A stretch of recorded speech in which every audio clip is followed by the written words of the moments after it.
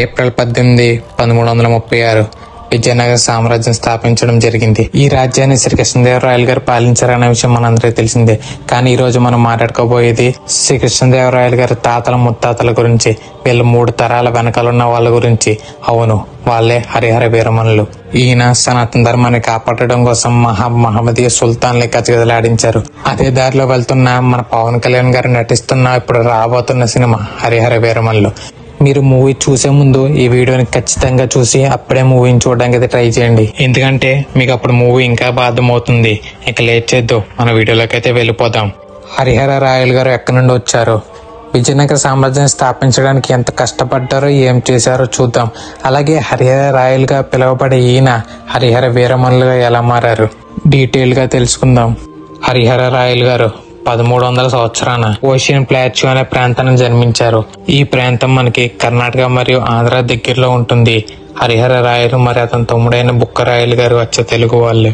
14వ శతాబ్దం ప్రారంభంలో దక్షిణ ప్రాంతాన ఢిల్లీ మహమ్మదీయ తుగ్లక్ సుల్తాన్ పాలన పెరిగిపోతుంది. ఇప్పుడు హిందూ దక్షిణ రాజ్యాల పైన తుగ్లక్ ఒక కన్ను అయితే పడింది.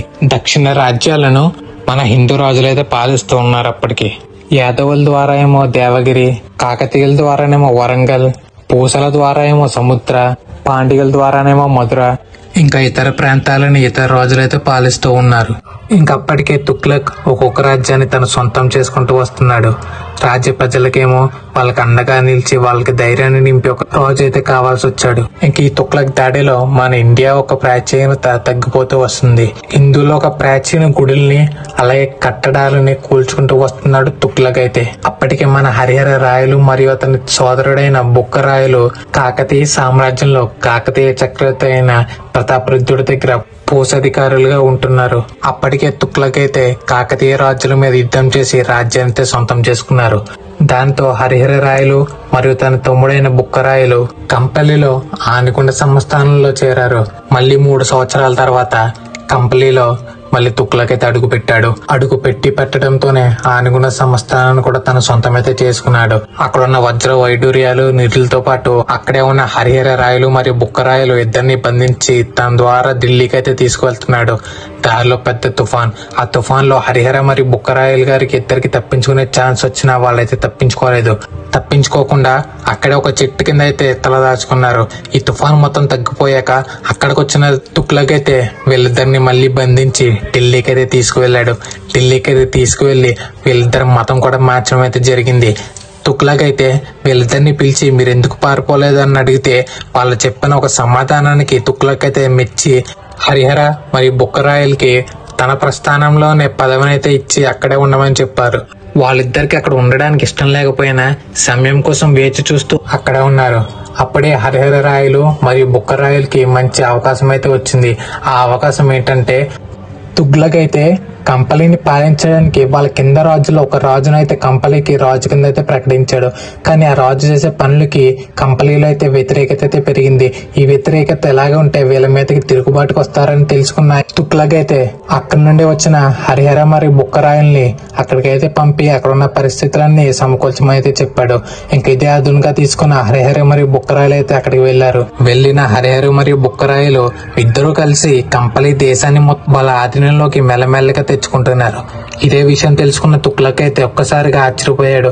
ఎందుకంటే అక్కడ ఉన్న పరిస్థితుల్ని సమకూరుస్తారని వీళ్ళని నమ్మి పంపిస్తే వీళ్ళు ఎలా చేశారని వెంటనే తుగ్లక్ అయితే ఢిల్లీ నుండి కంపల్లికి అయితే బయలుదేరారు. ఇదే విషయం తెలుసుకున్న హరిహర మరియు బుక్కరాయలు వాళ్ళని తిప్పికొట్టడానికి ఒక పథకాన్ని అయితే రెడీ చేసుకున్నారు. అప్పటికే తుగ్లక్ అయితే అక్కడికి వచ్చాడు. వెంటనే వీళ్ళ పథకాన్ని వాడి తుగ్లక్ ని అయితే వెనక్కి తిప్పికొట్టారు.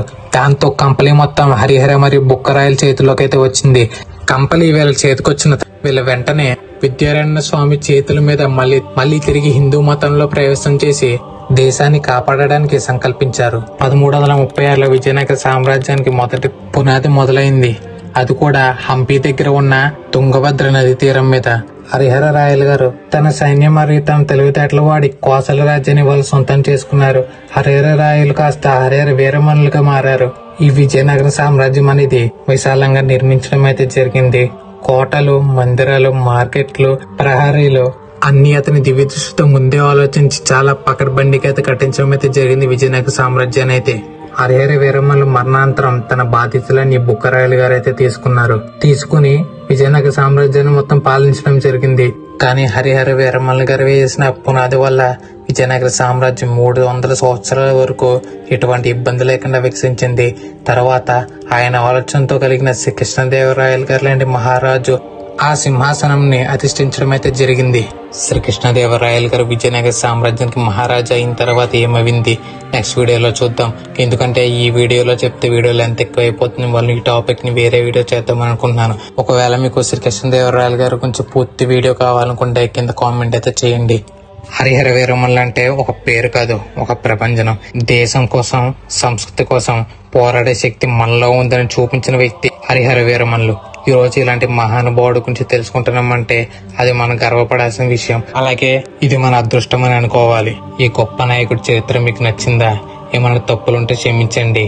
ఇంకా మీకు ఈ స్టోరీ విన్నాక ఏమని అనిపించిందో కామెంట్ చేయండి. ఇలాంటి మంచి మంచి టాపిక్ ఉన్న వీడియోస్ ఇంకా ఎన్నో తీసుకొస్తూ ఉంటాను. మీరైతే మన ఛానల్ సబ్స్క్రైబ్ చేసుకోండి. ఎక్కడ దాకా చూసారంటే నేను చెప్పిన ఈ టాపిక్ అయితే మీకు నచ్చిందని అనుకుంటున్నాను. అలాగే నా మోడలేషన్ ఎలా ఉందో, ఏమైనా చేంజెస్ చేసుకోవాలన్న ఒక టిప్స్ కూడా ఇవ్వండి.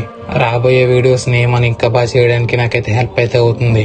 అలాగే ఈ వీడియోని లైక్ చేయండి, అలా మీ ఫ్యామిలీ ఫ్రెండ్స్ షేర్ చేయండి. అలాగే ఈ వీడియో నచ్చితేనే సబ్స్క్రైబ్ చేసి పక్కన బెల్ ఐకాన్ కూడా యాక్టివేట్ చేసుకోండి.